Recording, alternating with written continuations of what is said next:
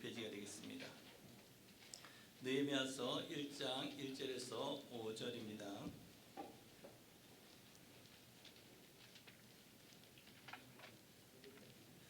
한 절씩 나눠 교독하도록 하겠습니다. 하가랴의 아들 느헤미야의 말이라. 아닥사스다 왕 제20년 기스를 월에 내가 수상궁에 있는데 내 형제들 가운데 하나님과 무엇 사람과 함께 유다에서 내게 이르기로 내가 그 사로잡힘을 면하고 남아있는 유다와 예루살렘 사람들의 형편을 물은즉 그들이 내게 이르되 사로잡힘을 면하고 남아있는 자들이 그 지방 거기에는 큰 환난을 당하고 능욕을 받으며 예루살렘 성은 허물어지고 성문들은 불탔다 하는지라. 내가 이 말을 앉아서 들고 슬퍼하며 하나님을 만나게 하여 함께 읽겠습니다. 이르되 하늘의 하나님 여호와 크고 두려우신 하나님이여, 주를 사랑하고 주의 계명을 지키는 자에게 언약을 지키시며 긍휼을 베푸신 주여 간구하나이다. 아멘. 할렐루야. 수수명이 잘 보내셨습니까? 우리 좌우에 계신 분에게 한번 인사하겠습니다. 오늘 예배의 자리 참 잘 오셨습니다. 한 번 더 기도합니다. 하나님 큰 은혜 주실 줄 믿습니다. 네, 명절 가운데 또 예배 자리에서 함께 뵙게 되어 너무 반갑습니다. 오늘 이 시간에는 기도의 사람 느헤미야라는 제목으로 말씀을 증거하도록 하겠습니다. 여러분, 느헤미야에 대한 내용은 우리가 잘 알고 있습니다. 이 느헤미야는 수상궁에 하면서 그 고국에서 들려오는 소식을 듣게 됩니다. 자기가 살던 그 나라, 그 땅에서 지금 큰 환난을 당하고 능욕을 당하고 성은 허물어지고 성문은 불탔다는 슬픈 소식을 듣게 되었습니다. 이 소식을 듣고 난 때 느헤미야가 한 행동이 무엇이냐 보니까 바로 하나님께 기도하는 모습을 보여주고 있습니다. 바로 하나님께서 이 모든 환경을 또 주장해 주실 것이다, 다시 한번 일으켜 세워 주실 것이라는 그 희망을 가지고 하나님 앞에 눈물로 금식으로 기도로 나아갔던 것입니다. 여러분, 마치 불가능한 일처럼 보이는 이 일들 가운데서 느헤미야가 기도하는 것은 무엇입니까? 바로 이 성벽과 성문, 정말 그 백성들의 신앙을 다시 한번 일으켜 달라는 것을 기도하는데, 그 모든 출발점이 어디로부터 시작되고 있습니까? 기도부터 시작되는 거죠. 그 기도부터 시작해서 하나님의 섭리, 하나님 인도하신 가운데 정말 마치 기적처럼 52일 만에 그 성문과 성벽이 다 건축되고 말았던 것이죠. 사랑하는 여러분, 우리가 지난번에 이제 21일 동안 작정 기도했습니다. 그 기도하면서 많은 분들이 기도 응답을 받았고 지금도 그 기도 응답이 오고 있는 줄 믿습니다. 하나님께서는 우리 기도를 외면하지 않으신 분이십니다. 그 기도를 다 들으시고 그리고 그때에 맞춰 하나님께서 응답해 주실 줄 믿습니다. 오늘 느헤미야 기도는 우리가 볼 때는 눈물의 기도였고 금식의 기도였고 주야로 기도하는 철야의 기도였습니다. 모든 환경을 뛰어넘고 다시 일으키실 하나님을 바라보며 그는 다시 한번 하나님께 나가서 기도하는 모습을 보여주고 있습니다. 자, 그렇다면 오늘 이 본문을 보면서 예루살렘의 큰 환난이 도대체 무엇인가? 성경은 말씀하고 있지 않았습니다. 느헤미야 9절에서 대적이 누군지, 누가 차르러 와서 이 성과 성문을 다 불태웠는지 말씀을 해주면 좋은데 아무런 것도 알려주고 있지 않은 것이죠. 도대체 누가 와가지고 여기 불을 질렀으면 누가 이 사람들 죽이고 회파하게 하고 절망 속에 빠뜨렸는가 우리는 알 수가 없지만, 그러나 성경을 역사적으로 우리가 다시 들어보니까 에스라 4장 23절의 말씀에 그 내용이 있습니다. 우리 에스라 4장 23절 우리 같이 한번 읽도록 하겠습니다. 아닥사스랑 왕의 조서 초본이 롬과 스기관 심세와 그의 동료 앞에서 앙독되매 그들이 예루살렘으로 급히 가서 유다 사람들을 보고 권력으로 억제하여 그 공사를 그치게 하니. 자, 여기 말씀해 보니까 권력으로 억제하여 그 공사를 그치겠다. 권력으로 억제했다는 건 공권력이 투입됐다는 거죠. 뭔가 강제적으로 진압하는 그 과정들이 있었는데 이 내용이 어디로부터 일어났냐 보니까 아닥사스다 왕 때 있었던 일입니다. 에스라 4장에 보니까 이런 내용들이 있습니다. 에스라의 인도로 2차 포로 귀환한 그 백성들이 이제 무너진 그 삶의 환경에 들어가서 이제 성전도 건축하고 그 무너진 집도 다시 하고 성벽과 성곽을 수축하면서 이렇게 겨우겨우 이렇게 신앙 공동체 회복을 위해서 살았습니다. 자, 그런데 이것을 건축할 때 그 위쪽에 있는 사마리아 사람들이 이렇게 얘기합니다. 우리도 너희와 함께 건축하겠다고 얘기를 하는 거죠. 근데 이 사마리아 출신들은 어떤 사람입니까? 아수르 왕에 의해서 혼혈 정책을 해서 저 아수르 지방에서 사마리아 사람들 오고, 사마리아 사람들이 다시 아수르 땅을 가서 피가 섞이게 되어서 혼혈로 된 혼혈들인 거죠. 정식으로 혈통적으로 유대인이 아니었던 것이죠. 그래서 스룹바벨과 예수아와 그 함께 했던 사람들이 결정하기를 너희들은 이 일에 상관이 없다 하면서 거절했습니다. 그 거절당한 사마리아인들이 어떻게 하겠습니까? 이 일에 대해서 바로 아닥사스에게 고소하는 거죠. 편지를 씁니다. 예루살렘은 폐역한 성읍입니다. 그러나 항상 이렇게 부정한 일을 하고, 자, 그들이 성곽이 완공되면 그들이 왕께 드릴 조세와 관세와 그 통행세를 바치지 않으니까 왕에게 손해가 되리라. 이렇게 글을 써보내는 거죠. 자, 이 글을 받았던 왕의 반응이 어떻겠습니까? 그러면 그 공사를 거치게 하라. 그래 조서가 다시 왔는 거죠. 자, 그래서 오늘 에스라 4장 23절의 말씀 보니까 유다 사람들에게 그들이 편지를 받고 난 뒤에 즉시 가가지고 바로 그 공사를 거치게 하는데 권력으로 억제하였다는 것이죠. 권력으로 억제하다 보니까 그것이 어떤 일이 있냐면 인명 피해와 재산 피해가 나는 거죠.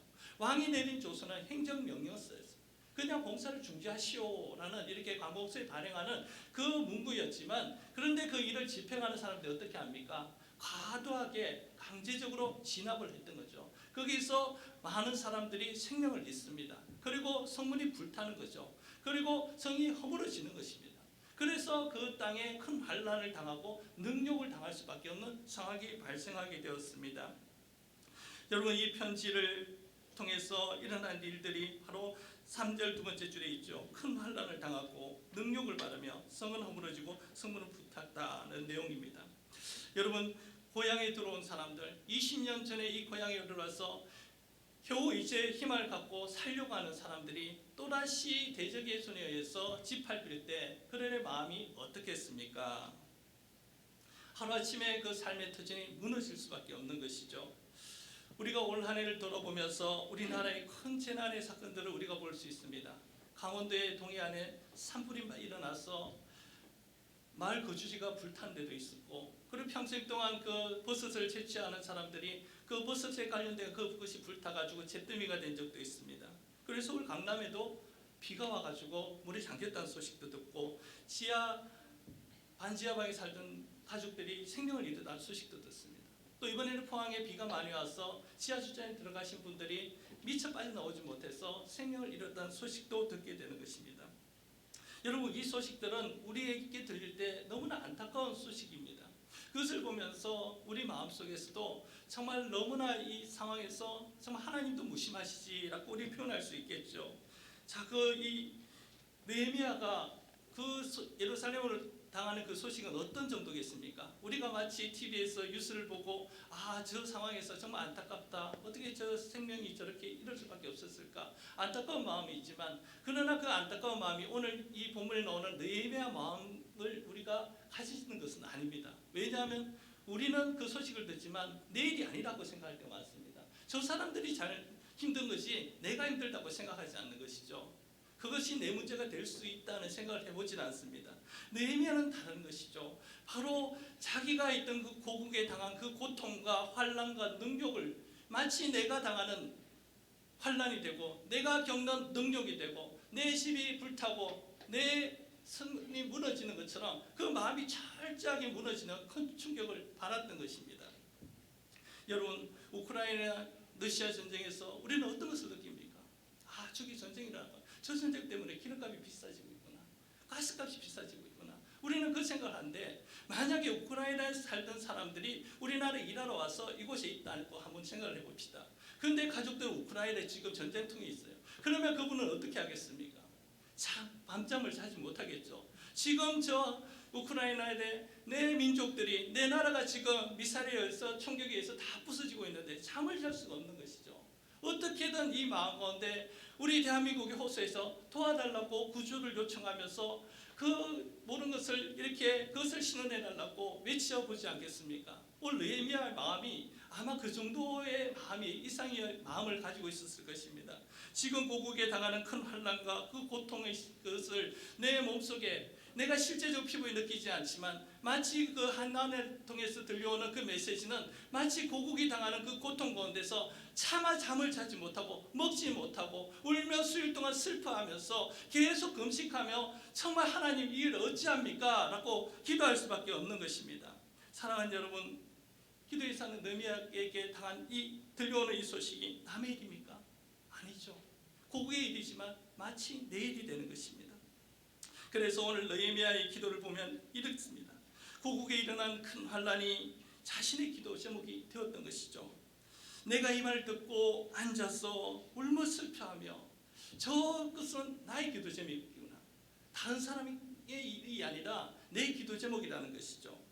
여러분, 우리에게도 21일 동안 기도하면서 우리는 그 기도란에 두 가지 이 기도 문구를 적을 수 있는 날이 있었습니다. 하나는 공동 기도 제목이고 하나는 개인 기도 제목이었어요. 자, 여러분, 우리는 무엇을 더 많이 기도했을까요? 21일 동안 기도하면서 공동 기도 제목을 많이 했을까요? 내 개인 기도 제목을 많이 했을까요?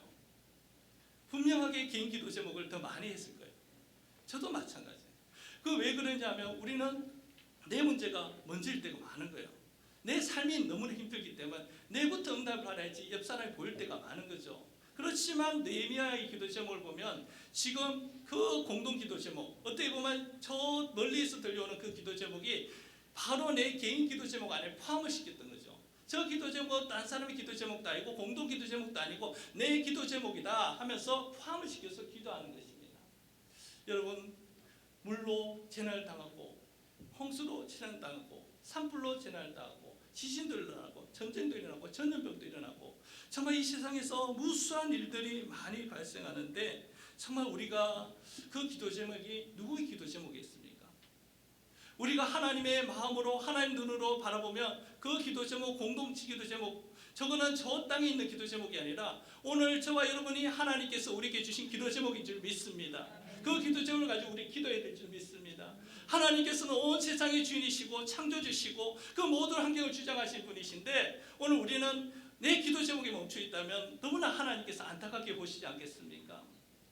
우리는 강원도 산불이 나도 가지 않았지만 우리는 그것을 위해서 눈물로 기도해야 되고, 우리는 저 포항에 정말 물난리가 났지만 직접 가보지 못하지만 우리는 그것을 슬퍼할 수가 있어야 되고, 우크라이나에 전쟁이 일어났을 때 미얀마의 군부 독재가 사람을 죽일 때 우리는 그 가운데서 슬퍼하며 기도할 수가 있어야 되는 것이죠.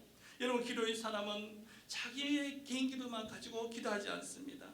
여러 성도를 위해서 기도하고 예수를 믿지 않은 사람들까지 다 기도한 사람이 바로 기도의 사람입니다. 사랑하는 여러분, 느헤미야가 기도하는 기도 제목을 보면서 그래, 자기는 하나니까 그렇지, 우리가 그것만 생각하지 마시고, 우리가 이 지구상에서 우리 뉴스 보잖아요. 유튜브 많이 되잖아요. 그 안에 들려오는 것이 저 왜 전 나라에 저리 난리가 났노? 아니다. 우리가 그 기도 제목을 잡아가지고 우리가 지금 앉아있는 이 자리에서 기도할 수 있는 저와 여러분 될 수 있기를 원합니다. 그렇게 기도할 때 하나님께 들으시고 응답해 주실 줄 믿습니다.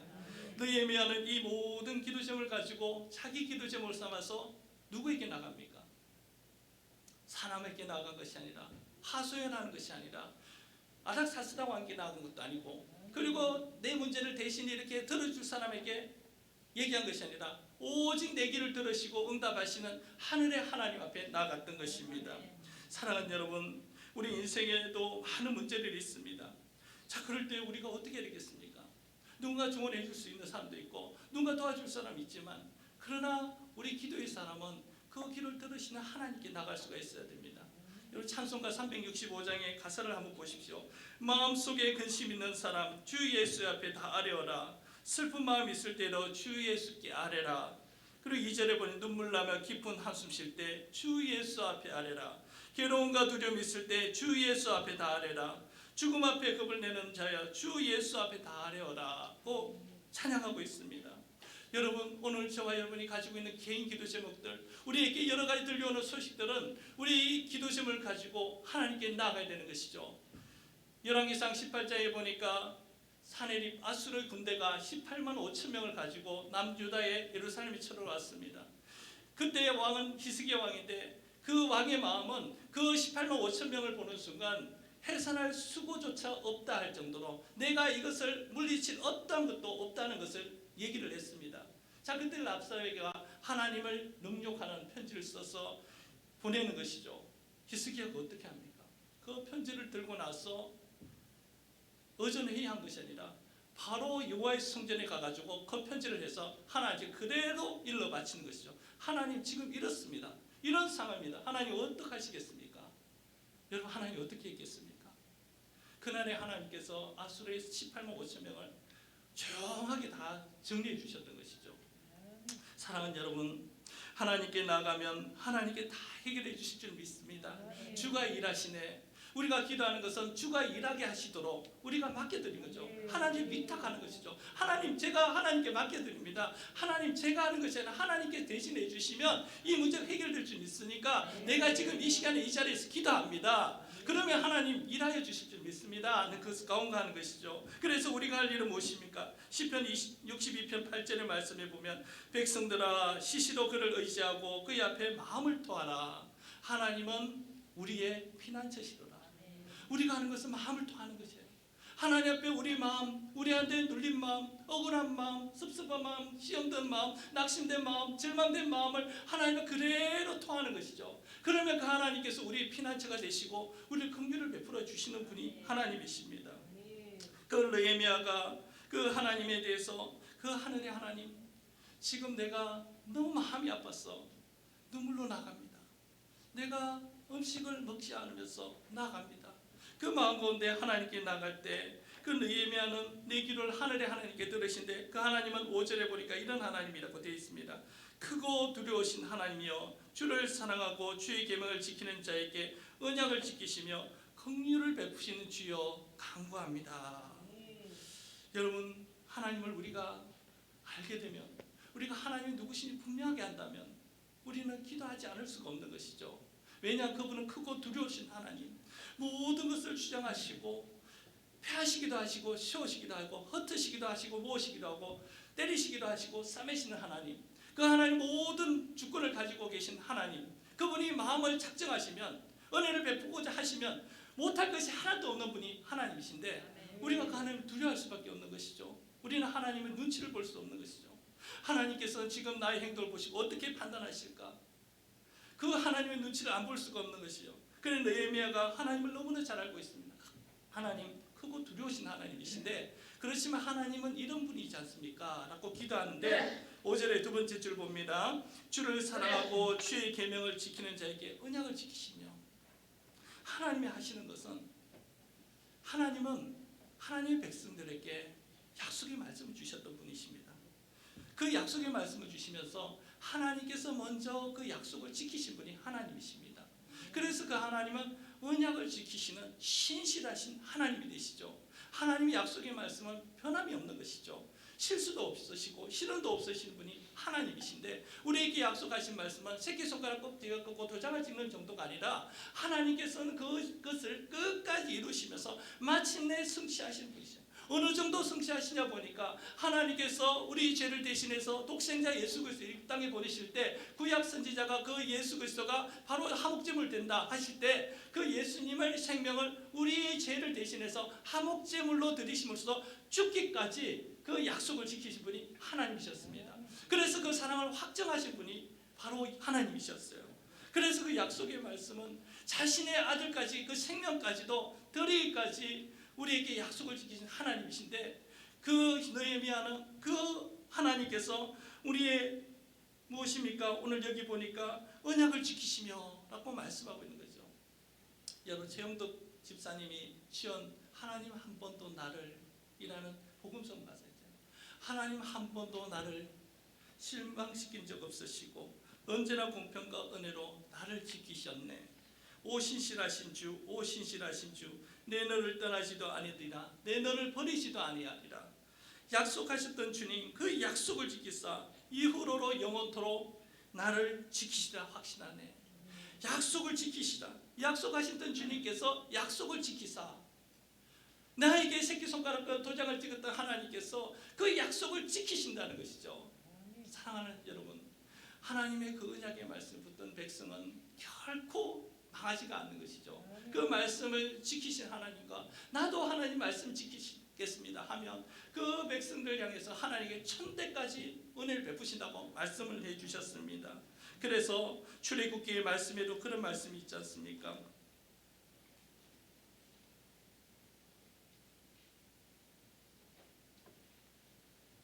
하나님께서 약속하신 그 앞에 나옵니다. 나를 사랑하고 내 계명을 지키는 자에게 천대까지 은혜를 베푸시느니라. 사랑하는 여러분, 오늘 하나님께서는 바로 약속하시고 지키시는 분이십니다. 그리고 그 하나님은 또 어떤 분이시냐 보면 긍휼을 베푸시는 주여. 하나님은 긍휼을 베푸. 여러분, 긍휼은 하나님만이 가지고 있는 것이죠. 저와 여러분 가지고 있지 않습니다. 그 긍휼은 불쌍히 여기는 마음이죠. 불쌍히 여기는. 예수님께서 공생의 사회 가운데 목자 없는 양들을 보면서 방황하는 자를 보면서 불쌍히 여기시다. 병든 자를 보시고 불쌍히 여기시고 먹을 것이 없어가지고 있는 사람들에게 불쌍히 여기시고 눈물고 또 눌리고 애통하는 사람들 긍휼히 여기신 분이 하나님이십니다. 그 하나님은 모든 상황 가운데서 그 사람의 그 고통과 아픔을 신원하신 분이 바로 하나님이셨습니다. 여러분, 열왕기사에 보니까 나봇의 포도원이라는 내용이 있습니다. 나봇은 아합의 제안에 의해서 아합이 그 포도원 팔아라 고 얘기를 했으면 내가 돈을 더 많이 쳐줄게, 아니면 더 좋은 포도 줄게. 그런데 나봇은 팔지 않았습니다. 분명히 왕이 제안했는데 더 좋은 조건 했는데 팔지 않는 거죠. 그 이유가 뭐냐 보니까 여호와께서 금하신 것이다. 하나님께 주신 땅, 하나님께 우리 조상이 주신 땅을 내가 팔 수 없습니다. 자, 그런데 이 나봇이 어떻게 됐습니까? 하나님 말씀을 지키다가 그만 돌에 맞아 죽는 거죠. 이세벨의 그 음모에 의해 가지고 죽게 되는 것입니다. 자, 그런데 그래 하면서 나봇은 포도원을 뺏겼어요. 자, 근데 이것을 끝날 줄 알았는데, 근데 그 밑에 보니 21장 17절 보니까 하나님께서 엘리야에게 이르시되, 지금 아합이 나봇의 포도원을 차지하러 그리로 내려가고 있다. 그런 말씀하시면, 그 하시면 내가 빼앗고 가로챘느냐, 그 말씀하시면서 너도 나봇이 죽은 같이 내가 피를 흘려 걔들에게 할끔을 당하리라. 그 심판의 말씀 주시는 거죠. 나봇은 분명히 억울하게 죽었습니다.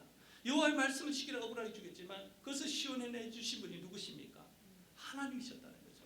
그 삶에 정말 말씀을 지키라 죽음을 결코 그때 보시지 않으시고, 그 나봇의 포도원이 그냥 잊혀질 수밖에 없는 사건이지만 오늘 우리가 성경을 읽을 때 나봇의 포도원이 계속해서 눈에 들어오게 되고, 그 아합이 자기 마음의 욕구 가운데 그 나봇의 포도원을 차지하려고 그 마음을 하나님께 그의 심판으로 내리시는 것을 볼 수가 있습니다. 여러분, 하나님은 어떤 분이세요? 바로 억울함, 또 절망 가운데 있는 사람들 신원해 주시는 하나님이시죠. 그래서 느헤미야는 기도하기를, 바로 하나님은 언약을 지키신 하나님, 그리고 긍휼을 베푸신 하나님, 그리고 약속의 말씀을 지키시는 분이신데 오늘 제가 하나님께 간구합니다. 기도하고 있습니다. 여러분, 기도할 때 우리가 간구의 기도 다음에 어떤 기도가 나옵니까? 회개의 기도 나오잖아요. 우리 삶 속에서 늘 하나님께 잘 살고 늘 말씀 가운데 기도 가운데 살아도 우리 안에 여전히 사라지지 않는 것이 있다면 바로 죄의 모습이죠. 죄의 모습은 사라지지가 않는다는 것이죠. 그런 가운데서 이 느헤미야가 기도할 때 바로 하나님께 회개의 기도합니다. 6절 말씀을 보니까 이제 종이 주의 종들의 이스라엘 자손을 위하여 주야로 기도하오며 우리 이스라엘 자손이 주께 범죄한 죄를 자복하오니 주는 귀를 기울이시며 눈을 여시사 종의 귀를 들으시옵소서. 나와 내 아버지 집이 범죄하여 하고 있습니다. 느헤미야가 여기서 느헤미야 죄가 어떤 것이 발견될까요? 느헤미야 1장을 통해서 느헤미야가 어떤 죄를 범했다는 얘기는 하나도 없습니다. 그런데 느헤미야가 기도할 때 어떤 것을 하면 우리 이스라엘 자손들이 하나님 앞에 범죄하여 나와 내 아버지 집이 하나님께 범죄하여 라고 기도하고 있습니다. 바로 이스라엘 백성들이 하나님의 언약을 받았지만 그러나 하나님을 떠나 살았습니다. 하나님의 범죄이기 때문에 그 예루살렘 망하게 된 것이고 포로 생활을 끌려갔던 것이죠. 분명히 그들에게 죄가 있음을 느헤미야는 잘 알고 있습니다. 그런데 이 죄는 이스라엘 자손의 공동체의 죄만 있는 것이 아니라 바로 그 죄가 바로 느헤미야 아버지 하가랴에게도 있고 느헤미야 자신에게도 있다고 얘기하는 거죠. 그래서 그 죄 문제는 저 사람이 잘못했고 우리 조상이 잘못했기 때문에 거기에 대해서 하는 게 아니라 하나님, 저 죄가 내 죄입니다 라고 이렇게 고백하는 것이 느헤미야의 기도입니다. 여러분, 죄는 어떻습니까? 하나님과 우리의 관계를 단절시키는 것이죠. 에덴 동산에 죄가 들어왔을 때 아담과 하와는 그 죄의 유혹을 받아서 하나님 말씀 불순종하고 에덴 동산 쫓겨나게 되는 것이죠. 그 다음부터 인생의 모든 인생에는 아담이 지은 죄가 오늘 뱃속에 잉태한 애들까지도 그 원죄를 가지고 태어날 수밖에 없습니다. 그래 죄의 속성 가운데 두 가지를 우리가 보면 하나는 죄의 전념성이 있다. 죄는 첨가성이 있다는 거죠. 전념성은 우리 코로나를 보면 알 수 있잖아요. 코로나는 무한한 확장이 일어나는 거죠. 아무리 백신을 맞아도 코로나 걸린 사람이 계속 나오고 있습니다. 멈추지 않는 것이죠. 지난번에 코로나 걸린 사람이 이번에 코로나 걸린다고 얘기 들었습니다. 그만큼 이것은 끝까지 가보자는 거죠. 그래서 이 전염성은 무한하게 확장이 되고 모든 사람께 될 수밖에 없는 것이죠. 자, 하나님 앞에 죄를 지은 것도 죄의 속성도 전염성이 있는 것이죠. 그 전염성 100%가 되고 치사율도 100%가 되는 게 죄의 전염성, 죄의 사망이라고 말씀하시잖아요. 그래서 이 죄의 전염성은 우리가 회개하지 않으면 안 되는 것입니다. 그리고 죄의 전가성 어떻습니까? 죄의 전가성 바로 조상들이 지었던 죄가 우리 아버지에게도 있고 그리고 나에게도 있고 내가 지금 비록 죄를 지었지 않았지만 그러나 나도 죄인인 거예요. 제 첫째 아들이 어느 날 그 교회에서 하는 일에 복음 체가족 세소식반에 가서 복음 발제에 대해서 하는데 선생님께 이런 질문을 했습니다. 형규야 너 죄인이다 하니까 선생님 저 죄인 아닌데요. 저 지은 죄가 없는데요. 이렇게 바로 얘기를 했답니다. 나 죄인 아니라는 거죠. 왜냐하면 나는 거짓말한 것도 없고 또 엄마한테 아빠한테 친구한테 잘못한 거 없는데 제가 왜 죄인입니까? 이렇게 하는 거예요. 여러분 그런데 우리는 죄가 없다고 말할 수 있지만 그러나 우리 안에는 본래 죄의 본성을 가지고 태어난 존재라는 것이죠. 그래서 오늘 느헤미야가 회개 기도하는 것은 지금 느헤미야는 수상궁에서 정말 나름대로 잘 살고 있는데 그런데 그 사람이 하나님 앞에 나는 죄인입니다 하는 것은 바로 우리 조상부터 우리 아버지 나에게 일어난 죄의 전가가 있기 때문에 죄가 회개합니다고 하는 것입니다. 사랑하는 여러분, 이 죄의 문제는 해결하지 않으면 우리는 하나님께 나갈 수 없습니다. 제가 하루는 집에서 세면을 하는데 이 물을 세면에서 다 하고 나는데 물이 안 내려가는 거예요. 왜 물이 안 내려갈까 하다가 혹시나 싶어가 밑에 열어보니까 그 안에 하나에 이렇게 나사가 풀리고 이렇게 딱 올라오는 게 있어요. 근데 거기 보니까 머리카락하고 이물질이 꽉 차 있는 거예요. 이 물이 싹 내려가야 정상인데 왜 안 내려갈 때 하니까 그 통로가 이 이물질로 꽉 막혀 있으니까 안 내려가는 거예요. 여러분 죄원은 이와 같습니다. 더러운 것이 떡지떡지 묻어가지고 저 불결하고 역겨운 냄새를 풍기면서 바로 일이 딱 있어가지고 모든 통로를 막아버리는 거죠. 죄 통로가 바로 그렇습니다. 죄가 하나님과 우리 사이에 그 단절시키는 것 가운데 더러움으로 역겨운 것으로 모든 걸 떡지떡지 붙여가지고 그 안에서 우리가 기도해도 하나님의 응답을 경험할 수 있고 하나님의 말씀을 주시도 우리가 들을 수 없을 정도로 하나의 영적으로 딱 막아버리는 것이 바로 죄의 모습인 것이죠. 그런 가운데 우리가 할 수 있는 건 무엇입니까? 하나님께 그 죄 문제를 해결할 주시는 유일한 것이 바로 회개라는 것이죠. 회개할 때 하나님께서 그 통로를 열어주시고 중간에 막힌 담을 자기 육체로 흐시듯이 하나님께 다 열어주셔서 하나님과 우리 사이를 화목케 하신 분이 예수님이셨습니다. 여러분 그러면 오늘 우리에게 정체성은 어떤 것입니까? 느헤미야는 이스라엘 백성들의 정체성을 놓고 이제 기도하는 것이죠. 10절 말씀을 가보면 이르는 일찍이 주께서 일찍이 큰 권능과 강한 손을 구속하신 주의 종들이요 주의 백성이니이다. 우리는 주의 종들이요 주의 백성이다. 하나님 내가 주의 백성이지 않습니까? 하나님이 자녀이지 않습니까? 이 정체성에 위해서 기도하는 거죠. 우리가 그리스도인답게 살아야 된다. 복음에 합당하게 살아야 된다. 빛의 자녀가 되어야 된다. 세상의 빛과 소금이 되어야 된다. 알지만 못한 이유가 무엇입니까? 우리의 정체성이 확실하지 않기 때문에 그냥 세상 속에서 살아가는데 그냥 살아가는 거예요. 예배드리면 예배드리고 기도하면 기도하고 그냥 따라가다가 그냥 끝나는 거예요.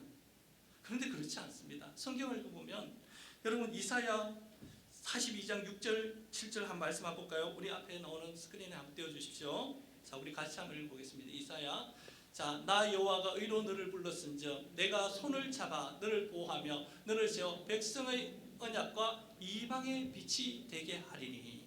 우리에게 이방의 빛 하나님께 택하신 이스라엘 백성들은 자기들만 잘 되는 것이 아니라 온 세상의 이방인들에게 하나님 말씀을 전하는 이방의 빛이 되는 것이죠. 자, 베드로전서 2장 9절 말씀이 뭐가 되어 있습니까? 자, 말씀해 보면 그러나 너희는 택하신 족속이요 왕같은 제사장들이요 거룩한 나라요 그의 소유된 백성이니 이는 너희를 어두운 데서 불러내어 그의 기이한 빛에 들어가게 하신 이의 아름다운 덕을 선포하게 하려 하심이라. 하나님께서 우리를 자녀 삼으셔가지고 택하신 족속이고 왕같은 제사장을 삼아주신 이유가 바로 하나님께서 우리를 어두운 데 불러내신 이유가 바로 하나님 주신 그 빛을 온 세상이 전하러 복음의 빛을 발산하라고 우리를 불러셨다는 것이죠. 그래서 하나님의 백성에 대한 정체성, 그 정체성이 분명할수록 우리는 하나님 말씀 가운데 우리가 그 말씀을 순종하며 나갈 수 있습니다. 그게 분명하니까 우리가 예배 생활에도 주일 성수에도 기도 생활에도 하나님 앞에 우리가 온전히 쓰지 못하는 것이죠. 세상이 요구하면 회사에 요구하면 이리 왔다 저리 왔다 하는 수밖에 없는 것이죠. 하나님 말씀이 분명하다면 우리가 그렇게 살지 않습니다. 바로 살아도 우리는 늘 죄를 짓는데 하나님 말씀 앞에서 이 말씀이 하나님 말씀에 생각하면 그 말씀에 우리가 순종할 수밖에 없는 거죠. 여러분, 교회 머리 누구십니까? 예수님이시죠. 그리스도의 몸된 교회의 연합된 지체 누굽니까? 우리잖아요. 저와 여러분. 자, 그리스도의 몸된 교회의 머리가 예수님이신데 머리는 무엇입니까? 명령하는 것이죠. 바로 우리가 배가 고플 때 배가 밥 먹게 합니까? 머리에서 명령하니까 밥을 먹는 거잖아요. 그러니까 머리가 명령하면 몸은 따라가야지만 정상적인 거죠. 자, 그러면 그 머리 예수님께서 명령하시면 그 연합된 지체는 그 말씀대로 따라가야지 그 삶이 정상적으로 되는데, 근데 그 말씀을 듣지 않고 불순종하고 벗어나 버리면 어때요? 몸이 비정상적으로 될 수밖에 없는 것이죠.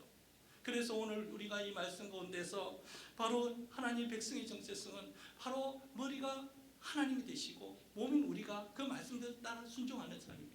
그래서 우리는 예수 그리스도가 교회의 머리가 되시니까 그 명령의 말씀을 듣고 그 말씀대로 순종하며 살아나가야 되는 것이 하나님의 자녀의 모습이라는 것이죠. 그래서 이 빛의 자녀된 그리스도인들은 자신만을 위해 사는 것이 아니라 바로 옆에 어려운 이웃들의 그 고통과 환난과 그 신음한 소리를 듣고 외면하지 않고 예수님의 마음으로 하나님 마음으로 긍휼히 여기며 함께하는 마음을 갖습니다. 로마서 12장 15절 말씀을 보면 절구하는 자들과 함께 절구하고 우는 자들과 함께 울라. 웃는 자들과 웃고 우는 자들과 함께 우는 것이 바로 신앙 공동체라는 것이죠. 여러분, 하나님 백성이기 때문에 나 한 사람 잘 되는 것이 아닙니다.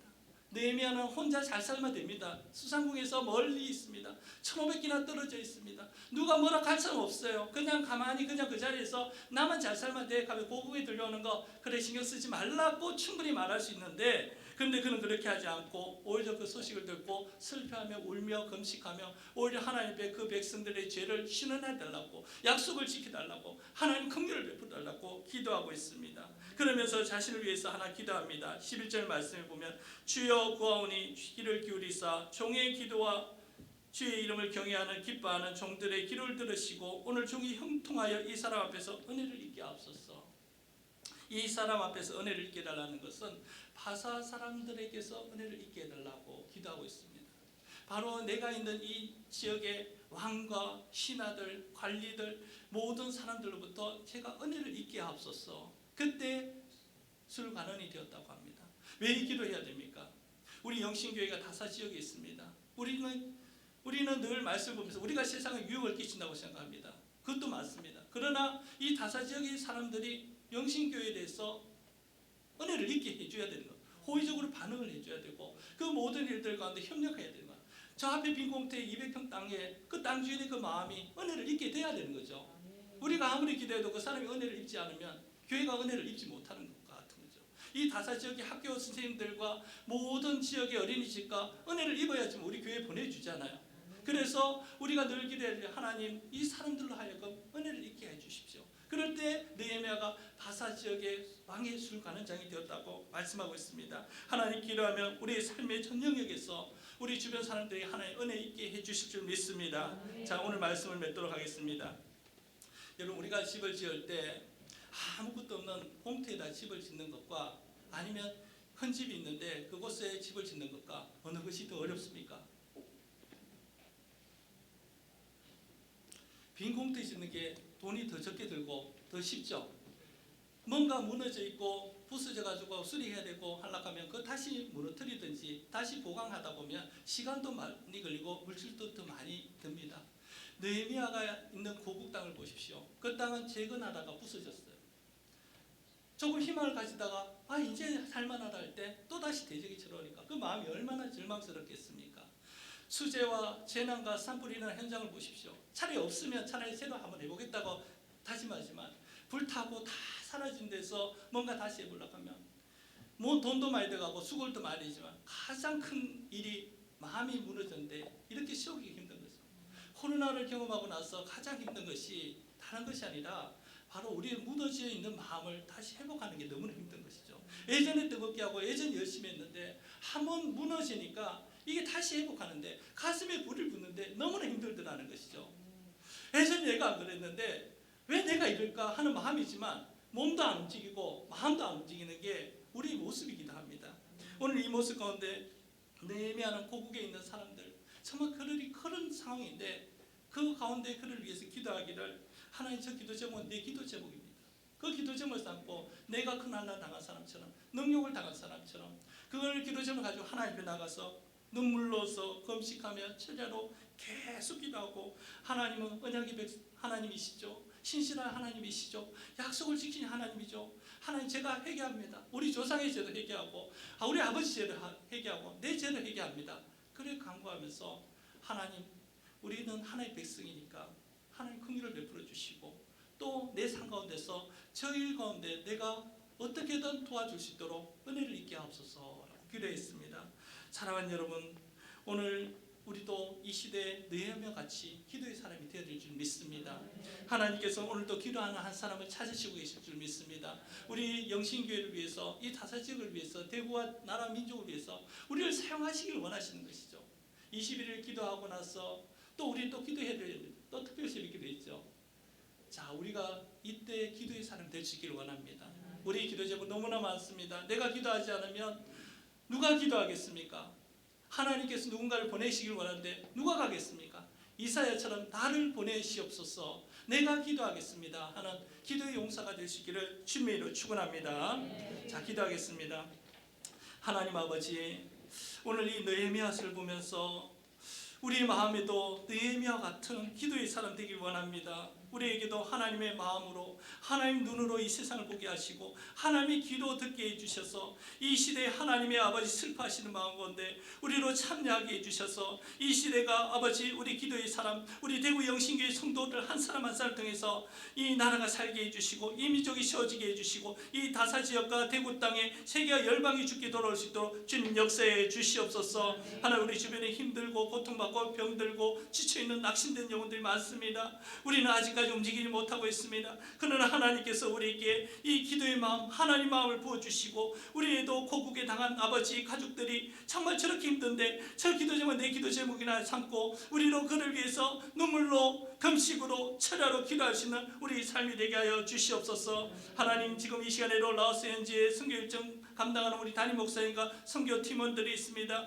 오늘 현지 교회에서 예배를 때 하나님께 큰 은혜 주시고 그 땅에서 역사하신 하나님을 만나고 말씀을 듣고 그 땅을 위해서 마음껏 중보하고 기도하고 돌아올 수 있도록 하나님 은혜를 베풀어 주시옵소서. 돌아오는 그 시간까지 하나님께서 눈동자같이 지켜주실 줄 믿습니다. 추석 명절을 또 출장 우리 성도들이 있는데 하나 오가는 길에 안전케 해주시고 건강을 붙들어 주셔서 온 가족이 만난 가운데 가정천국에 이룰 수 있도록 하나님 복의 복을 다하여 주시옵소서. 이 모든 말씀 예수님의 이름으로 기도합니다. 아멘. 우리 찬송가 302장 부르면서 하나님께 헌금 드리겠습니다. 찬송가 1절 4절 부르겠습니다.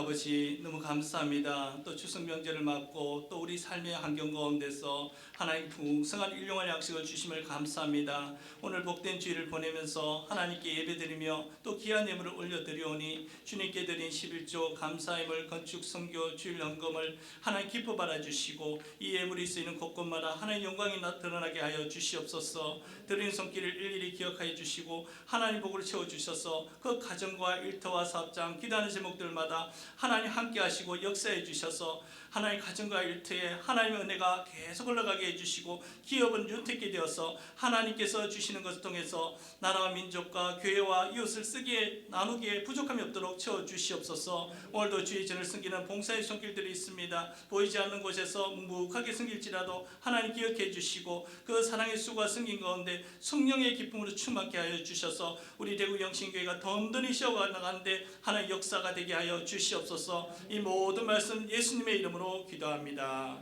아멘.